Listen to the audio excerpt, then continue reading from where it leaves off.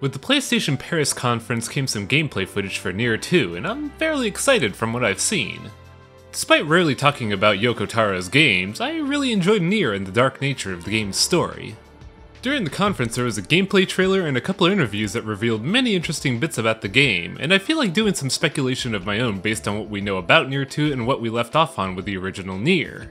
Keep in mind that this video will contain some spoilers about Nier 1's plot, so if you are watching this video and haven't played it, why are you watching this and not playing Nier right now? Just go play Nier, it's really good.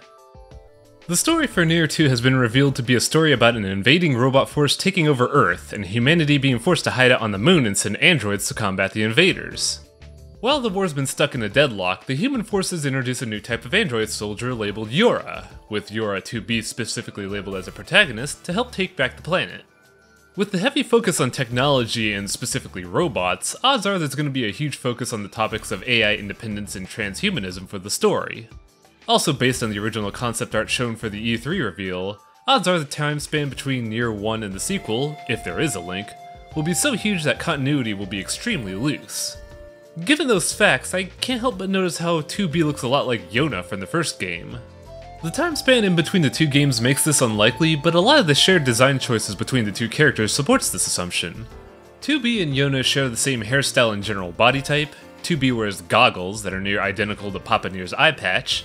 The trailer shows 2B using the titular Beast Slayer, which was Father Nier's trademark weapon, and the Yora brand name of android sounds suspiciously close to Yona. On the note of shared influence, it really feels like Emil is going to play a huge part in the robot's history due to a common design motif among the robots looking close to Emil's creepy helmet, alongside a fair bit of promo material during the conference featuring Emil's visage.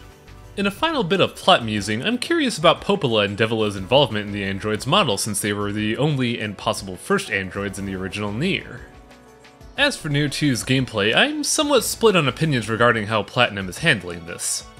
I'm very glad to see Platinum heading this game. Yoko Taro's history for gameplay across his games has not been flattering, with Nier and Drakengard 3 being his best forms of gameplay and are still somewhat clumsy. Platinum heading this project means that there will be an actual satisfying gameplay model alongside a gameplay engine that runs extremely well. However, based on the gameplay trailer, I can't help but feel that Platinum's getting rather formulaic at this point. The gameplay trailer shows that Taura, the game designer heading this project, is using a lot of familiar Platinum trademarks to sell this game. You can see this with all the eye gleams from the robot that looks a lot like the Revengeance Death Gleam, the use of High Time and Stinger in combos alongside a very trickster dodge weave, and a charge slash that looks a lot like Jetstream Sam's moves from Revengeance. Odds are these animations aren't set in stone. If anything, the team is probably reusing these animations as placeholders in order to show a proof of concept for the game. Nier 2 also has some interesting concepts, namely seeing 2B using the Beast Slayer as a floating sword attack separate to her moveset, alongside a robot turret showing the potential for some asynchronous combo mechanics. One last thing that worries me is how we see 2B weaving among the bullets rather than cutting the bullets like Father Nier did in the original game.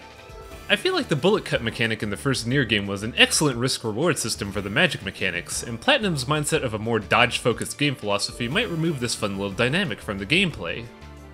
Despite my reservations, I'm still really excited about Nier 2. Yoko Taro directing the project means it'll keep its trademark grim dark storytelling, while Platinum working on the game engine means it'll actually be satisfying to play. As more news on this game starts to surface, this video will most likely be obsolete, but the trailer shown during the PlayStation Paris conference has left me cautious but also extremely curious. If I've made any plot mistakes from Nier 1, or you have your own theories about the game based on the trailer, be sure to let me know in the comments as well. Thanks for watching, everyone.